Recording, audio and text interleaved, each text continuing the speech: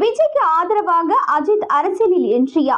ஜனநாயகன் திரைப்படத்திலிருந்து தளபதி கச்சேரி என்ற பாடல் வெளியாகி வைரலாகி வருகின்றது. 90s கிட்ஸ் 2K கிட்ஸை தாண்டி ஜென்சி தலைமுறை வரை தளபதி விஜயின் ஃபர்ஸ்ட் சிங்கிள் பாடலுக்கு ஆட்டம் போடாத ரசிகர்களே இருக்க முடியாது. கடைசி படமாக ஜனநாயகன் என விஜய் அறிவித்த நிலையில் அரசியல் படமாக இருக்கும் என்றும் ஆட்டம் பாட்டத்திற்கு எல்லாம் இடம் இருக்காது என நினைத்துக் கொண்டிருந்த நிலையில் எப்பொழுதும் போல ரசிகர்களுக்கான தளபதி தான் நான் என்பதை மீண்டும் ஒரு முறை விஜய் நிரூபித்துள்ளார். தளபதி விஜய் தற்பொழுது அரசியலில் கவனம் செலுத்தி வருகிறார். சினிமாவில் இருந்து விலகுவதாக முடிவெடுத்தவரான விஜய் தனது கட்சியை 2026ஆம் ஆண்டு சட்டமன்ற பொது தேர்தலுக்கு தயார் செய்து வருகிறார். இப்படி இருக்கும் பொழுது நடிகர் விஜய் மற்றும் அஜித் இணைந்து ஒரு பக்காவான மாஸ்டர் பிளான் போட்டுள்ளதாக இணையத்தில் சிலர் பதிவிட்டு வருகிறார்கள். அஜித் அண்மையில் ஆங்கில ஊடகத்திற்கு அளித்த பேட்டி ஒன்றில் கரூர் துயரத்திற்கு ஒருவரை மட்டும் காரணமாக கூறுவது என்பது ஏற்புடையதல்ல, அதற்கு அனைவரும் பொறுப்பேற்க வேண்டும் என்று தெரிவித்திருந்தார். இப்படி இருக்கையில் இணையத்தில் சிலர் அஜித்தின் இந்த பேட்டி விஜய்க்கு ஆதரவாக இருக்கிறது என்று தெரிவித்தனர். சிலரோ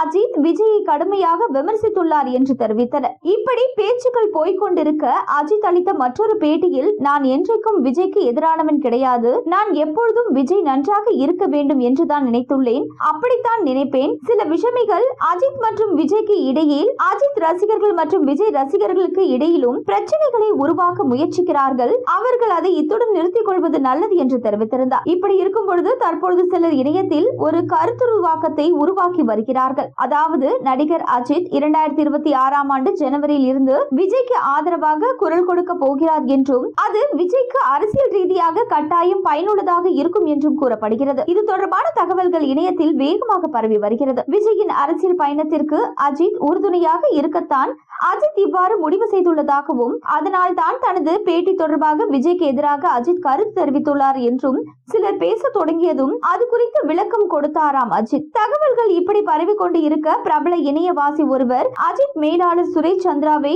டாக் செய்து இது எல்லாம் உண்மையா என்று கேட்டுள்ளார். மேலும் தமிழக வெற்றி கழகத்தை சேர்ந்த பலரும் சமூக வலைதளங்கள் தொடங்கி பல இடங்களில் தங்களுக்கு சாதகமான கருத்துக்களை பகிர்ந்து வருகிறார்கள் என்றும் பதிவிட்டுள்ளார். இது பலரது கவனத்தை ஈர்த்துள்ளது.